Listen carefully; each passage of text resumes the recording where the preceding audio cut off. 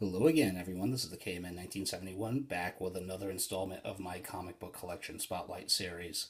Uh, this episode will be featuring primarily my minor DC Comics keys and minor first appearances. Many of these books you can find still probably in dollar bins or at the very most, maybe like in a comic book shop or online, maybe upwards towards between $15 and $20. Even though most of these books that about to show you probably lie within the 10 to 12, 14, $15 range, to be honest, at the very highest end. But these are all really cool minor keys and minor first appearances, in my opinion, and worth having. So, starting off, All Star Squadron number 25. And this is the first appearance of the supergroup Infinity Incorporated, but more importantly, the first appearance of Jade, Obsidian, and Nuklon, who would eventually go on to be Atom Smasher in the JSA. And these are just prime examples of DC characters that have been on the shelf for the past several years, thanks mainly due to the 52 reboot. But now that we're in the DC Rebirth era, I have a feeling a lot of these characters, a lot of these C and D list characters will be coming back to some degree or another.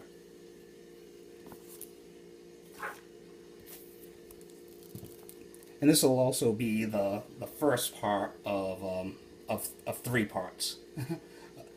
I just didn't want to make this into like two really long videos. And also, like once a year, I have to go into work on a Saturday, and then the following week I have a party to go to. So it's going to be throwing off my whole comic book purchasing balance of things of the week. So to fill in the gaps, I plan for like the next 3 weeks to have these comic book collection spotlights, focusing in on the minor keys and first appearances. Because don't forget, a lot of these minor keys can become, they're one announcement away to becoming a regular key in today's day and age.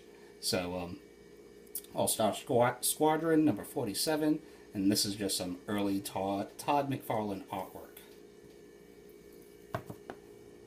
Oh, and here's a prime example.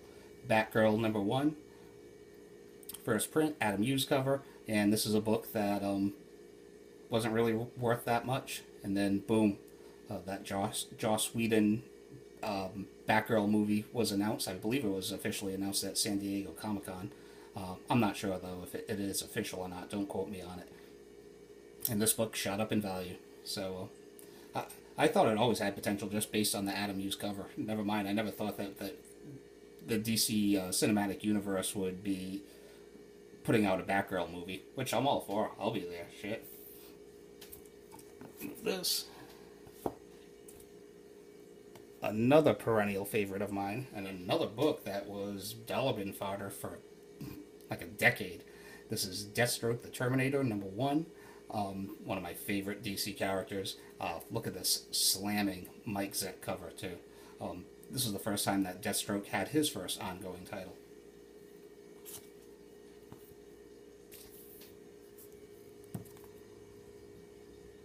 Deathstroke number 15, and this is the first appearance of Rose Wilson, aka the Ravager, even though she doesn't appear as the Ravager in this comic.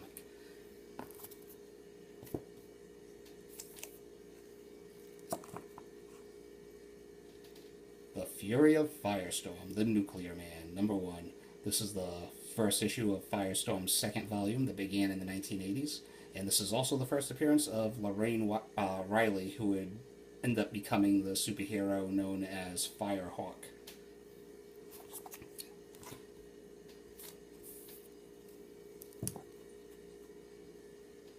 As you can see right here, actually.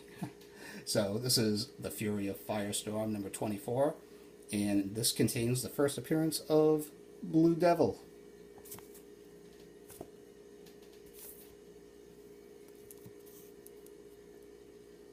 The Flash, number 325, and this is the third part of the death of Professor Zoom that ran through Flash Volume 1. I definitely want to pick up parts 1 and 2 at a decent price. It just hasn't crossed my path as of yet, but it's definitely on my list.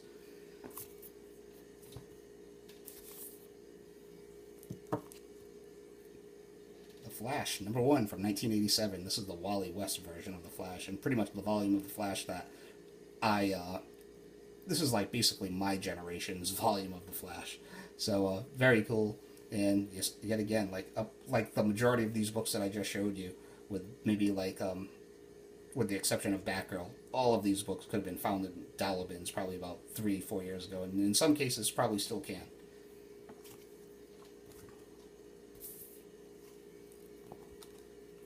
Also from that volume of the Flash, Flash number 92, and this is the first appearance of Bart Allen, aka Impulse, who I also believe will at some point during this rebirth era come back as Impulse. There's a whole generation of fans out there that love that Young Justice era. So here's the Flash number 1 from the New 52 reboot, and this is the Ivan Reis variant. Very nice. And Francis Manapul, man, I had thought his art was great to begin with, but after this title, he instantly became one of my top 3 favorite Flash artists. Fantastic. And you couldn't have that volume of the Flash without Flashpoint. And here's Flashpoint number 1. This is also an Ivan Reis variant, and great story, great crossover too. In today's market, when you can actually buy a crossover and be thoroughly entertained by it, that's unfortunately a rare thing, especially for people my age, unfortunately. But this was a fun crossover, and this is another example, yet again, of books that you could have just found, like maybe possibly in dollar bins or in regular long boxes. But after San Diego Comic-Con announced the title of the upcoming Flash movie, Flashpoint, man, if it takes any of the elements from this storyline, that is going to be one crazy kick-ass movie. So here's number 1, that's the variant, and the rest of these are just standard. But if you can get them together as a set on eBay, they sell pretty well. So here's number 2. Number 3, 4, and 5, which some people tout as the first appearance of the New 52 Batgirl, which does that even matter any longer? I don't know, but still, cool story nonetheless. Speaking of cool crossovers, here is Final Crisis, the J.G. Jones B cover, number 3. And this is just like another one of these books that you can probably find for cover price, or at the very highest on eBay, maybe like between 10 to 12, maybe even 14 bucks. This is the most popular J.G. Jones cover out of the miniseries. So, and I would also highly recommend the miniseries in general. I mean, think along the lines of Infinite Crisis and Crisis on Infinite Earths, on extremely heavy and strong hallucinogenics. But what else would you expect from the mind of the great Grant Morrison? So here's Final Crisis number 3. Classic, one of my all-time favorite Supergirl covers. Number 6, which out of the gate was a hot book because it was the quote-unquote death of Batman. And number 7, which just about as classic a Superman pose as you can imagine. Great stuff by J.G. Jones. And also, these books would be examples of books that I would just throw into your PC and just let them marinate over time. And I can see just, from the story, and even more so in this day and age, the covers of these drawing more demand as time goes on.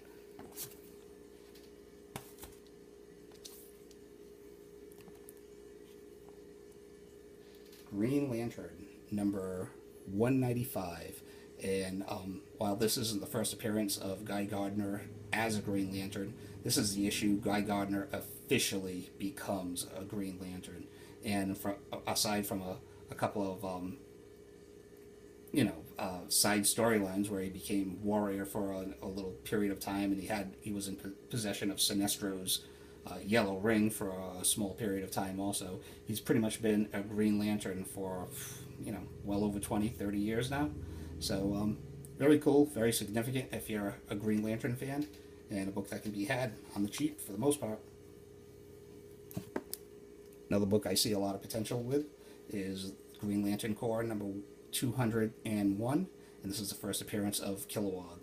And just two books, I mean, great books to have if you're a Green Lantern fan, just for a reading standpoint, but from a collecting aspect, if that Green Lantern Corps movie ever comes to fruition, is any good, nice potential spec books. Another favorite Green Lantern of mine, Green Lantern number 48. This is the first appearance of Kyle Rayner. Technically, I would look at this as more as a cameo appearance, but, whatever. And this was Emerald Twilight was a super hot storyline when it initially came out. DC was kind of in the zone at this point. They'd already had the death of Superman, Nightfall, and then they followed it up with Emerald Twilight.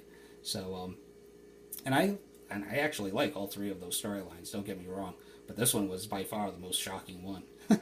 So, first appearance of Kyle Rayner. If you actually want the first full appearance of Kyle Rayner as a Green Lantern, and it is a super cheap book, it's Green Lantern from this volume, number 51, which is the first full issue of Kyle Rayner as Green Lantern, with him sporting his updated Green Lantern costume.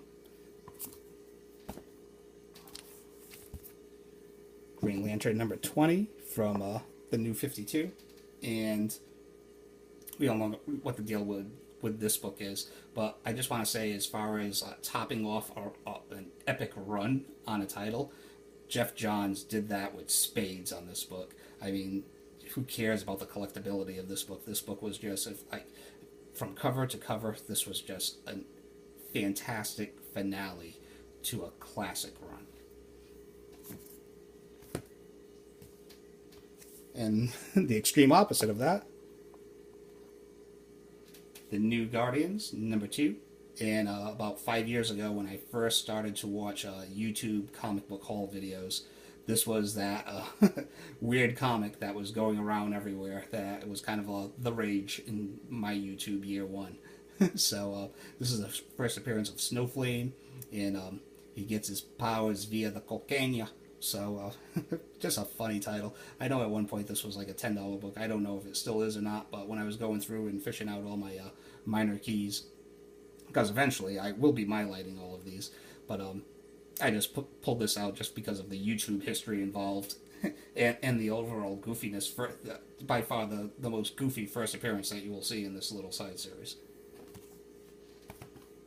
Alright, as you can tell, as you might have been able to tell through my box, my new comic book box, and some past videos, I'm a bit of a Harley fan.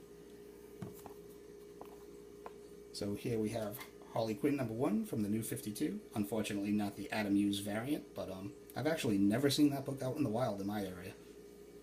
But number 1, still something very nice to have as a Harley fan. Number 2. Number 7, which is, and this is the Bombshell variant cover, but this is another example of a book that you might be able to get for a cover price still, or it might run you like $10. But this is another one that I would also recommend, that you just stow it away in your PC, let it marinate for a while, and I can see some demand, because I believe this is the first Harley Bombshell cover. So, I don't know. Something cool to have. And we'll end it off with some Harley J. Scott Campbell goodness. I was surprised that these are going for like around $10 or a little bit over, sometimes a little bit under an issue. So here's Harley's Little Black Book, number 1. And I ended up ordering this complete set, as well as the Harley Little Black Book issue of Batman, where it has the Alex Ross homage cover. So, and I ended up just purchasing all these, which I rarely do, but I didn't want to go through multiple bags, poly bags, of trying to get a complete set. So I just ended up ordering online, and at the time paid a little bit more because of shipping and stuff. And but I'm really happy that I did, because I guess a lot of those poly bags resulted in damaging a lot of these books. So I guess that, compounded with the fact that it's a Harley Quinn cover done by J. Scott Campbell, who I don't believe has done many Harley Quinn covers. This is the only one that I particularly know about. But very cool. and especially if you could grab the whole set. So this is the Holly's Little Black Book #1. This is the J. Scott Campbell Pencils edition, and the Pencils and Ink edition, and both of those go for around like $10, maybe a little bit more, maybe a little bit less. And the most popular, ironically, is the color edition, which goes for I think between like $12 and $14 on a good day.